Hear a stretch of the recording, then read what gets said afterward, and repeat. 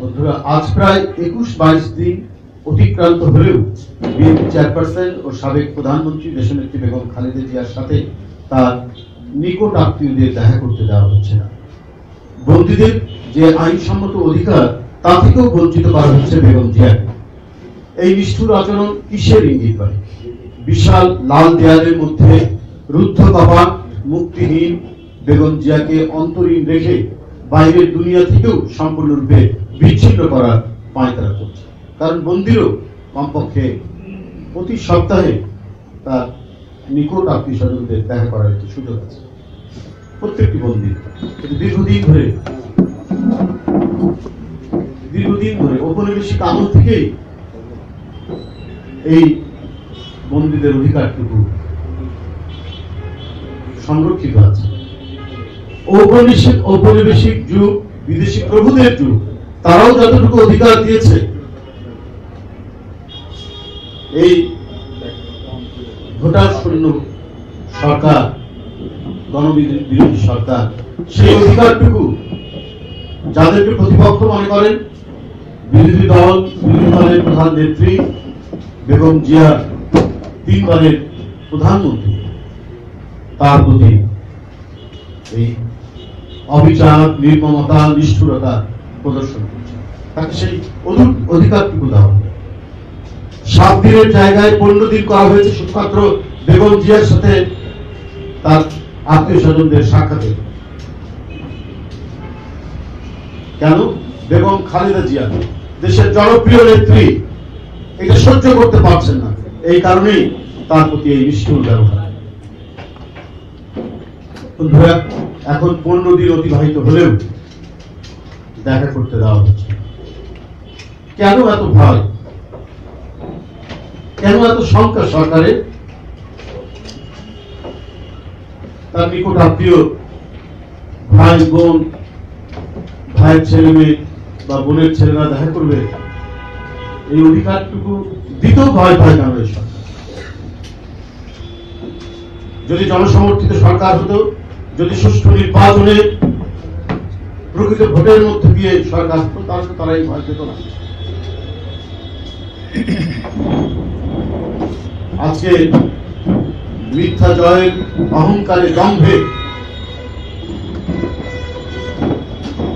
মাটিতে যখন পা পড়ছে না, তখন এত ভয় কিসে বেগম জিয়াকে তার ন্যায্য অধিকার থেকে বঞ্চিত করার? ঘনিষ্ঠ আত্মীয়দের সাথে দেখা করতে দেওয়ার যে কারাবিধান, সেটিকে গায়ের জোরে লঙ্ঘন করাটা বেগম জিয়াকে নিয়ে সরকারের আরেকটি নতুন কোন অশুভ পরিকল্পনা কিনা, খারাপ পরিকল্পনা কিনা, তা নিয়ে প্রশ্নবোধক চিহ্নটি আরো দীর্ঘতর হচ্ছে মানুষের কাছে। পৃথিবীর কোন নিষ্ঠুর স্বৈরতান্ত্রিক দেশেও বন্দীদের সাথে এরূপ দুর্ব্যবহার করা হয় না, যা করা হচ্ছে দেশনেত্রী বেগম জিয়ার উপর। বিএনপি চেয়ারপারসনের একান্ত সচিব দেশনেত্রীর আত্মীয় স্বজন ও দলের সিনিয়র নেতৃবৃন্দের সাক্ষাতের জন্য বারবার আবেদন করার পরেও কারা কর্তৃপক্ষ তাতে কোনো কর্ণপাতই করেন। কারাবিধি অনুযায়ী 7 দিন পর পর বন্দীদের সাথে সাক্ষাতের নিয়ম, অথচ বেগম জিয়ার ক্ষেত্রে এই বিধান করা হলো 15 দিন পর পর। এখন সেই 15 দিনের বিধানকেও সরকারের নির্দেশে কারা কর্তৃপক্ষ অগ্রাহ্য করছে। বেগম জিয়ার উপর মানসিক নির্যাতনের উদ্দেশ্যে জাতীয়তাবাদী শক্তিকে নানাভাবে পর্যুদস্ত করার সুদূর প্রসারী পরিকল্পনারই অংশ। বেগম জিয়ার সাথে তার নিকট আত্মীয়দের দেখা করতে না দেওয়াটা রীতিমতো কঠিন মানসিক নির্যাতন। এগিয়ে শুধু তার আত্মীয় স্বজনরাই না, দেশবাসী উদ্বেগাকুল ও উৎকণ্ঠিত। অবিলম্বে দেশনেত্রী বেগম খালেদা জিয়ার সাথে তার আত্মীয় স্বজনদের সাক্ষাতের ব্যবস্থা গ্রহণ করা হোক। প্রিয় সাংবাদিকবৃন্দ,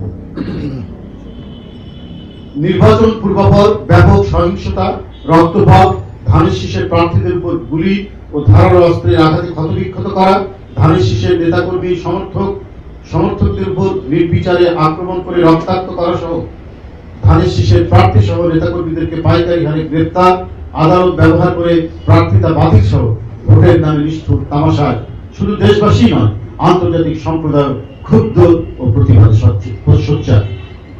মানুষের ভোটাধিকার হরণে আইন শৃঙ্খলা বাহিনীর ন্যাক্কারজনক ভূমিকায় দেশবাসী হতবাক ও ক্ষুব্ধ। 30 ডিসেম্বর নির্বাচন জনগণের ললাটে এক বিষাক্ত কাঁটা। অথচ প্রধানমন্ত্রীর উপদেষ্টা এইচ.ডি. ইমাম বলেছেন এবারের নির্বাচনের শৃঙ্খলা আগামীবারেও থাকবে। সাবাস এইচ.ডি. ইমাম সাহেব, আপনি আত্মমর্যাদাহীন, অনুশোচনাহীন, আজ্ঞাবাহী একজন মানুষ, যার পক্ষে আগামী নির্বাচন নিয়ে এই ধরনের অঙ্গীকার করা ছাড়া আর কি বা বলার থাকতে পারে। বিবেক বিক্রি করা এইচ.ডি. ইমাম সাহেবরা মানুষের ভোট কেড়ে নিতে কত দ্বিধাহীন, কত নির্লজ্জ। ভোগ লালসায় অস্থির থাকায় এদের কাছে মানবিক বিবেচনাগুলো হারিয়ে গেছে। এরা ক্ষমতা ধরে রাখতে পুলিশের বুটের তলায় মানুষের ভোটাধিকার চেপে দেওয়ার যে কলঙ্কজনক দৃষ্টান্ত স্থাপন করেছেন, সেটিরই পুনরাবৃত্তি করার অঙ্গীকার করলেন আগামী নির্বাচনের জন্য। যারা ভোট ও বিবেক বিসর্জন দিয়ে ন্যায় অন্যায়ের এথিক্সে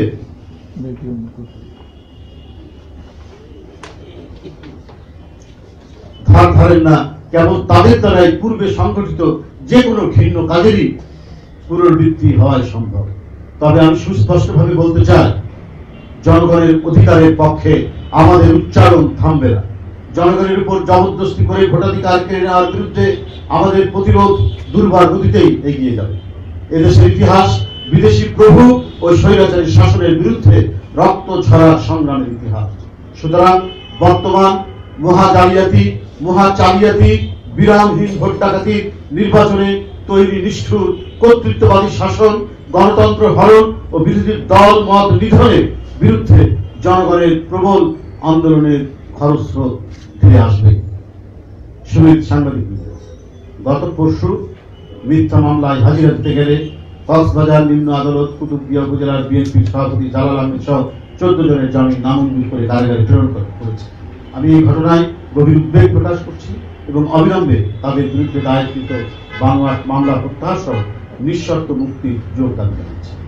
বিএনপির জাতীয় নির্বাহী কমিটির সমবায় বিষয়ক সম্পাদক ও হবিগঞ্জ জেলা বিএনপির সাধারণ সম্পাদক জি.কে. গৌসকে প্রধান আসামি করে 1200 জনের বিরুদ্ধে আবারও 4টি মামলা দায়ের করা হয়েছে।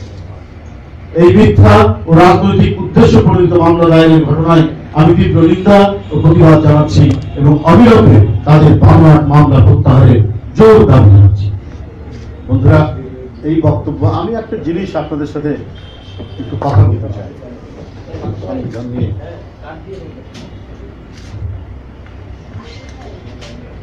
আমি সংবিধান বিশেষজ্ঞ নই, একজন পাঠক মাত্র। দেশের সংবিধান বিশেষজ্ঞরা আছে, কিন্তু আমি পাঠ করতে গিয়ে আমার কাছে যে ব্যতিক্রম বিচ্যুতি মনে হয়েছে, আমি সেটি আপনাদের সাথে তুলে ধরব। দেখুন, সংবিধানের অনুচ্ছেদ 123-এর 3 দফার ক উপদফা, মানে ক উপদফায় বলা হয়েছে, 3 দফায় কি বলা হয়েছে? সংসদ সদস্যদের সাধারণ নির্বাচন অনুষ্ঠিত হবে কিভাবে? মেয়াদ অবসানের কারণে সংসদ ভাঙ্গিয়া যাইবার ক্ষেত্রে ভাঙ্গিয়া যাইবার পূর্ববর্তী 90 দিনের মধ্যে। ঠিক আছে, এটা নির্বাচন তারা 90 দিনে করেছেন, কিন্তু তবে শর্ত থাকে যে এই দফার ক উপদফা অনুযায়ী অনুষ্ঠিত সাধারণ নির্বাচনে নির্বাচিত ব্যক্তিগণ উক্ত উপদফায় উল্লেখিত মেয়াদ সমাপ্ত না হওয়া পর্যন্ত সংসদ সদস্যরূপে কার্যভার গ্রহণ করিবে না। এই যে কথাটা বলা হলো সংবিধানে, তো এটা কি এই যে সব মন্ত্রী মানে এমপিরা যখন শপথ নেন সেদিন থেকে তো শুরু হয়ে গেল তার কার্যভার নেওয়া, তার কার্যক্রম শুরু হওয়া। তো ওদের রচিত সংবিধান, সেইখানে যে বিধানাবলী আছে তারা সেটা নিজেরাই ভঙ্গ করছে। এটা সম্পূর্ণরূপে আমার মতো একজন লেম্যান, মানে আমি বিশেষজ্ঞ নই, তারপরেও আমার চোখে যেটা ধরা পড়েছে সেটা তারা যেটি করেছে তাদেরই রচিত সংবিধান। অন্য পঞ্চদশ সংশোধনী তারা এটাকে সংবিধানের মধ্যে সংযোজন করে এটার তো খোল নড়ছে আগেই বদলেছেন। তাদেরই রচিত এই সংবিধানে যে বিধানটুকু আছে সেটা তারা নিজেরাই লঙ্ঘন করছে। আমরা ইংল্যান্ডের এক রাজার কথা জানি, তিনি বলেছিলেন যে আই এম ল। শেখ হাসিনা আমার মনে হচ্ছে তিনি ল, তিনি আইন, তিনি যেটি করবেন যেটি বলবেন সেটাই আইন। এখানে সংবিধান বা দেশের প্রচলিত অন্য কোনো আইন এখানে কোনো কার্যকর থাকার দরকার নেই। আমার কাছে মনে হয়েছে সংবিধান মধ্যে যা বলা হয়েছে তাতে সংসদ সদস্যরা ইতিমধ্যে শপথ নিয়েছেন। এটা সম্পূর্ণরূপে সংবিধান বিরোধী, কারণ এই সংসদের মেয়াদ হচ্ছে 28শে জানুয়ারি পর্যন্ত, তারা এটা করতে পারেন না, মানে আমার চোখে এটাই বলছে। ধন্যবাদ। আজকে মন্ত্রিসভা